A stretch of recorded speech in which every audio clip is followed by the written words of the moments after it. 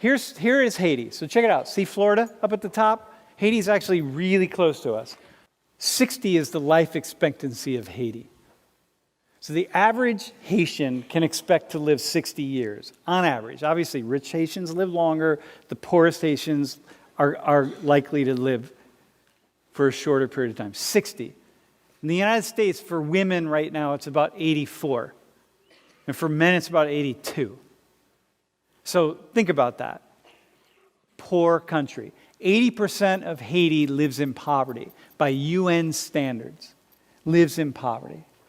54% of Haitians live in abject poverty.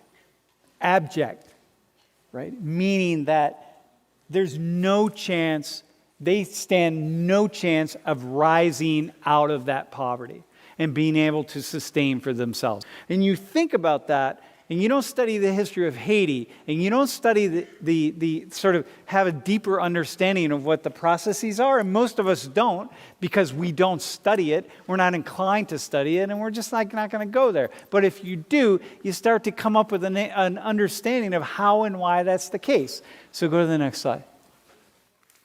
So I'm going to give you a history of Haiti in 3 minutes. 1790, Haiti was the most profitable colony of all the European countries.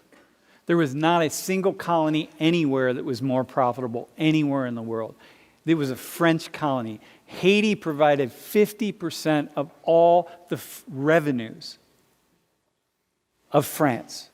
In Haiti, 1/2 of the world's sugar, the most lucrative crop, 2/3 of the world's coffee, the second most lucrative cash crop in the world, at the time, with 500,000 slaves. 500,000 slaves brought from Africa. The slaves on average lived 5 to 6 years, meaning they worked the slaves to death. It was so profitable in Haiti, slavery was, that you could go to Africa, spend a lot of money on a slave. In today's dollars, at that time, in today's dollars, a slave was about, in the United States, a slave was about $30,000 in today's dollars. So it was expensive. Poor people didn't own slaves. So these big landowners go to Africa, get slaves, work them to death, 4 to 5 years, and when they die, just go and get another one. Eventually, black Africans, the slaves, they started having an insurgency. They did exactly what the colonies were doing in the United States. In the United States, they were revolting against England to get their freedom, right? Think about this, the founding fathers of the Americas. They were revolting against England to get their freedom. In Haiti, the Africans who were being worked to death under horrific conditions, they were rising up against the French to get their freedom. And in 1804, they won. They were succeeded in overthrowing the French. And you got to applaud, right? Because, my God, you did exactly what these Europeans did in the Americas, the founding fathers here in the United States. They overthrew the oppressors to get their freedom. So this is a good thing, right? If you think backwards, it's this is amazing. This is what should happen. But the world didn't applaud. And of course the world didn't applaud because if blacks in Haiti succeeded in getting rid of the French, then what does that mean about blacks in the Dominican Republic? And blacks in Cuba, and blacks in the United States, all the other slave ports and slave areas, once they start rising up. So the whole world came together and they said, now, stop.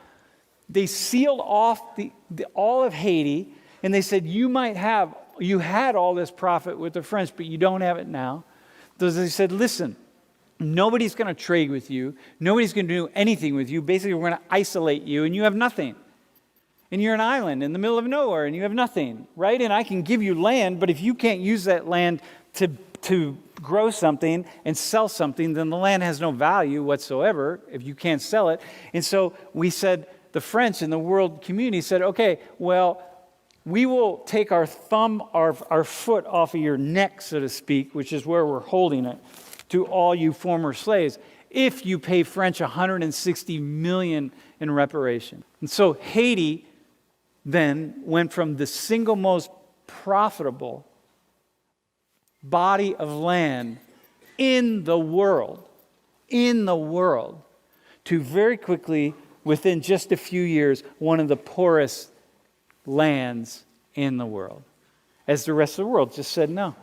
We can fight for our freedom, but you cannot fight for your freedom.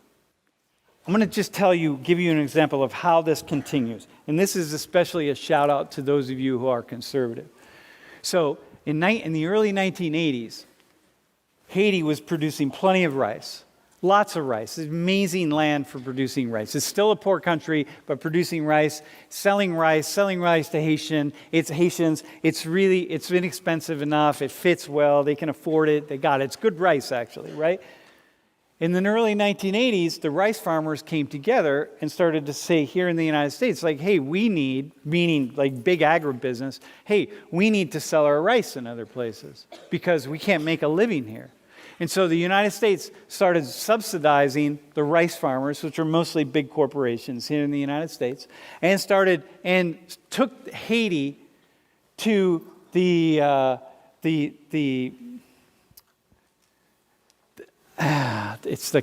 IMF, but it went to the international bodies to force Haiti to accept American rice. And Haiti said, we're not going to accept American rice. So we here start giving our rice farmers subsidies in the U.S., okay? Meaning we take taxpayer dollars and we give it to rice farmers. And we give it to rice farmers because rice farmers can't produce rice inexpensively enough to sell around the world. And in Haiti said, look, we're not going to accept your rice because you subsidize it with the American government tax dollars. And therefore, the price of rice is artificially low. And then it's lower than our Haitian rice. And that's a problem for us. And so back when I did this research, I did this for the first time, it was about 5 years ago. This is how much we subsidize our rice farmers, $430 million, meaning people that can't figure out how to grow rice inexpensively. And so we subsidize it by American taxpayers. And then what we did in the same year that we gave our rice farmers this much money, that's how much money we gave to Haiti in foreign aid. So it's like we give our own people more than we give to Haiti. And we destroy their rice economy, and we're continuing to destroy it. And this is one way where this just keeps going. And why did the U.S. win in the world court in this way against Haiti? We won because of course we're going to win. Haiti's never going to beat us. We're going to win. That's how it works. And so Haiti can just stay poor. And this happens again and again and again in lots and lots of different ways. So I realized...